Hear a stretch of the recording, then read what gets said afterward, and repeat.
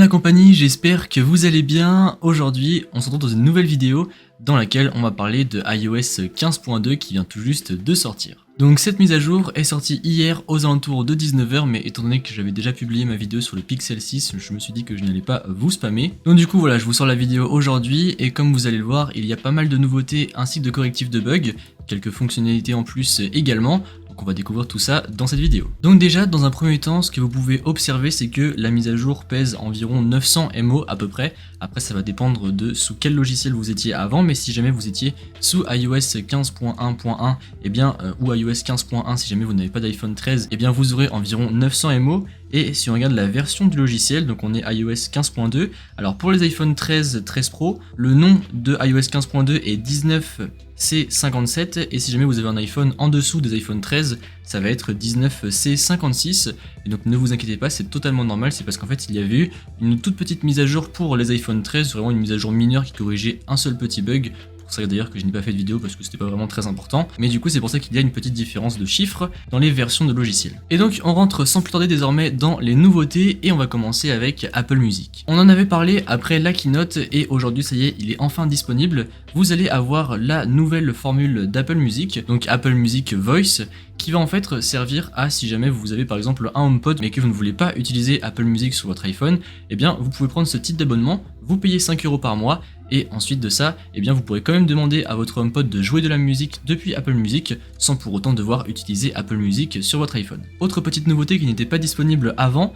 vous pouvez désormais rechercher un titre dans une playlist sur Apple Music en faisant simplement un petit swipe vers le haut, encore une fois quelque chose qui n'était pas disponible avant. Autre nouveauté qui a fait son apparition et qui personnellement me fait beaucoup plaisir, c'est que si jamais vous allez dans les réglages, que vous descendez jusqu'à confidentialité et qu'ensuite vous allez tout en bas, vous allez avoir rapport de confidentialité des apps. Et en fait, cela va permettre tout simplement de voir quelle application utilise quoi. Par exemple, là, vous voyez que l'application photo, elle a accès aux données et aux capteurs, ce qui est assez logique. TimePage, qui est mon application de widgets pour la météo, mon calendrier, etc., a accès à ma localisation, les mails à mes contacts, Twitter à la localisation, etc., etc. Et donc en fait, là où cette fonctionnalité va être très pratique, c'est que par exemple, si jamais une des applications que vous avez utilise quelque chose qu'elle ne devrait pas utiliser,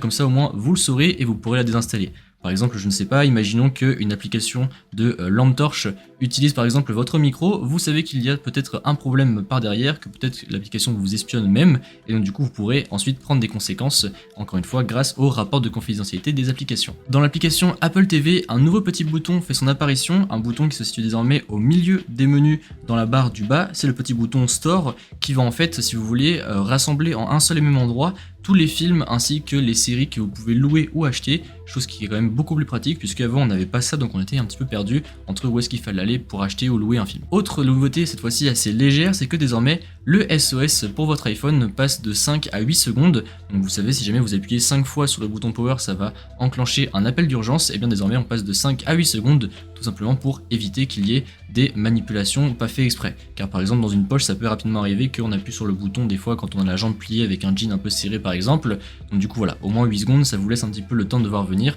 le temps de sortir de votre iPhone, l'annuler, etc. Dans l'application appareil photo, je vous en avais déjà parlé il y a de cela quelques temps, mais ça y est, c'est enfin disponible, on a enfin un petit bouton pour pouvoir gérer le mode macro manuellement. Donc si jamais vous êtes dans l'application appareil photo et que vous cliquez sur photo et que vous vous rapprochez suffisamment d'un sujet, vous allez voir la petite fleur en bas, et si jamais vous cliquez sur celle-ci, en fait ça va annuler le mode macro. Donc comme ça vous offrira la possibilité de switcher sur le mode macro et tout cela de manière manuelle, et encore une fois ça c'est une très bonne amélioration parce que c'est vrai que des fois on a les capteurs qui faisaient un peu de la zumba entre du zoom et du dézoom, alors que nous on voulait par exemple un mode macro ou pas, donc encore une fois très content d'avoir ce petit ajout. Ensuite si jamais vous allez dans les réglages et que vous vous rendez dans la partie données cellulaires et que vous cliquez sur votre numéro de téléphone, vous allez voir que juste en dessous il y a limiter le suivi de l'adresse IP. Et donc comme c'est écrit juste en dessous, limiter le suivi de votre adresse IP en la masquant dans Mail Safari afin d'empêcher les trackers connus de la voir. Si vous désactivez cette fonctionnalité là, le relais privé iCloud sera également désactivé pour cet opérateur cellulaire.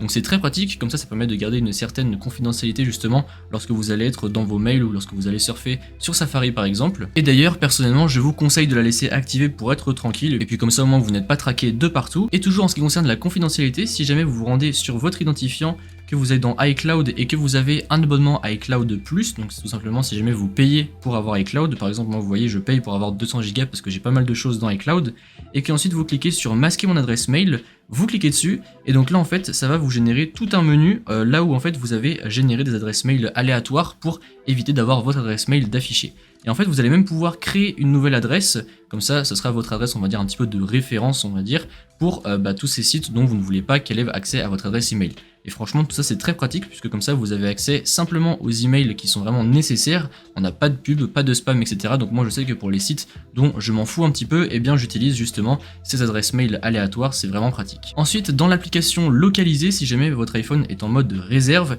eh bien celui-ci pourra être localisé sous une durée maximale de 5 heures. Donc ça c'est quand même une belle amélioration, comme ça même si jamais il est en mode réserve parce que pas beaucoup de batterie, eh bien vous savez vous avez à peu près 5 heures maximum pour pouvoir le localiser. Et la dernière fonctionnalité, pareil je crois que je vous en avais parlé cet été lorsqu'on avait les bêtas puisque c'était annoncé avec iOS 15, vous avez désormais la fonctionnalité d'héritage de disponible. Donc en fait cette fonctionnalité à quoi elle va servir? Eh bien tout simplement si demain vous êtes amené à mourir et que au préalable vous aviez mis une personne en héritage sur votre iPhone, donc par exemple imagine demain je meurs et que j'avais par exemple mon père dans la fonction d'héritage sur mon iPhone, et bien en fait lui aura accès à mon iPhone avec le code pour le déverrouiller etc. et pourra supprimer toutes les données. Il n'aura pas accès à mon trousseau iCloud, mais en revanche encore une fois il aura accès à mon iPhone, donc comme ça si jamais encore une fois il y a un problème, et bien je sais que quelqu'un pourra avoir accès à mon iPhone et ce sera entre de bonnes mains. Et après vous avez pas mal de correctifs de bugs dans cette mise à jour, comme par exemple les photos prises en ProRAW, alors c'était certaines photos, pas toutes, mais certaines pouvaient apparaître surexposées dans les logiciels, donc bon un petit peu chiant parce que du coup obligé de reprendre la photo. Vous aviez également certains événements du calendrier qui pouvaient disparaître ou même s'afficher à d'autres jours de la semaine, donc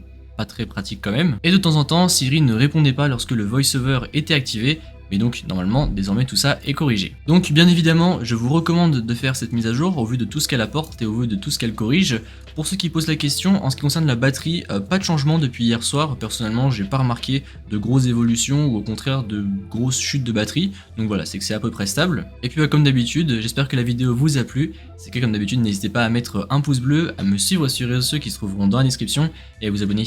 Allez salut!